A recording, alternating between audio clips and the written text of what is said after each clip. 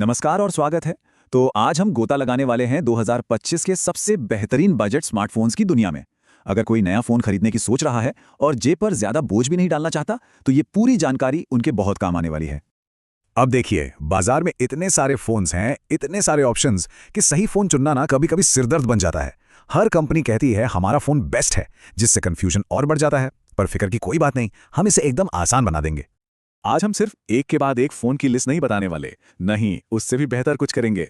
हम ये समझेंगे कि अलग अलग लोगों की जरूरतों के हिसाब से सबसे अच्छा फोन कौन सा है। मतलब किसी को गेमिंग के लिए पावरफुल फोन चाहिए, या फिर फोटोग्राफी के लिए एक शानदार कैमरा, या बस एक भरोसेमंद सस्ता डिवाइस। चलिए इसी सोच के साथ अपना अगला फोन ढूंढते हैं। ठीक है, तो शुरू करते हैं। सबसे पहले बात उन फोन्स की जो स्पीड और पावर के मामले में किसी से कम नहीं है। ये उन लोगों के लिए हैं जिन्हें फास्ट गेमिंग चाहिए, एक साथ कई ऐप्स चलानी है और जिन्हें इंतजार करना बिल्कुल पसंद नहीं। तो किसी भी फोन की परफॉर्मेंस का राजा होता है उसका प्रोसेसर। सीधी सी बात है, ये फोन का दिमाग है। प्रोसेसर जितना दमदार होगा, ऐप्स उतनी तेजी से खुलेंगी, गेमिंग का मजा दोगुना हो जाएगा और रोज के काम, अरे वो तो मक्खन की तरह चलेंगे। परफॉर्मेंस की बात करें तो पोको X5 Pro और Infinix Zero 30 ये दोनों ही असली पावर हाउसेज हैं। पोको में स्नैपड्रैगन 778G है, जो एक बहुत ही स्टेबल और भरोसेमंद प्रोसेसर माना जाता है। वहीं इन्फिनिक्स में MediaTek Dimensity 8050 है, जो आपको जबरदस्त रॉ पावर देता है। मतलब भारी से भारी गेम भी ये फोन आसानी से चला लेंगे। और हाँ, पोको का 120 हर्ट्ज रिफ्रेश रेट वाला डिस्प्ले, इसका मतलब है कि स्क्रीन पर सब कुछ इतना स्मूथ चलेगा कि पूछिए मत। स्क्रोलिंग हो या गेमिंग, ऐसा लगेगा जैसे कोई रुकावट है ही नहीं।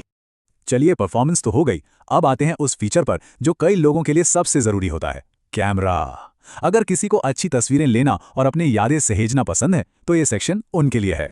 108 मेगापिक्सल, जी हाँ, सही सुना आपने, ये कोई गलती नहीं है। पोको X5 Pro का मेन कैमरा सच में 108 मेगापिक्सल का है।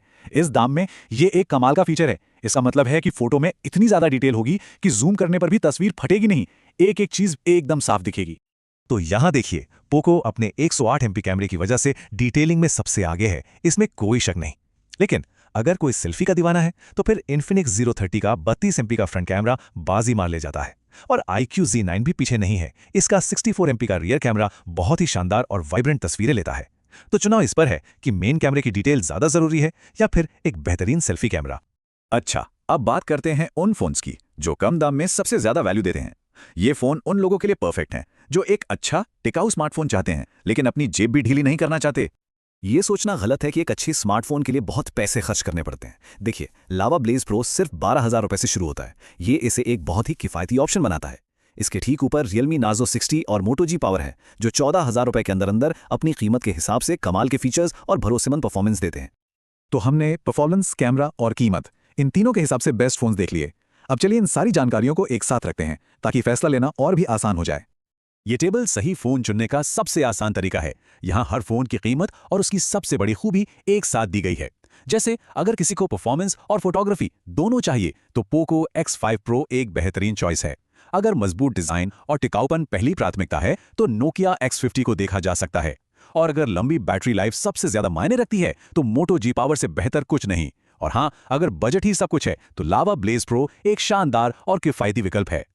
तो आखिर में सवाल बस यही एक बचता है कि किसी के लिए सबसे जरूरी क्या है, एक जबरदस्त कैमरा, एकदम तूफानी परफॉर्मेंस, या फिर सबसे अच्छी कीमत। इस सवाल का जवाब ही ये तय करेगा कि 2025 का कौन सा बजट स्मार्टफोन उनके लिए सबसे बेस्ट है।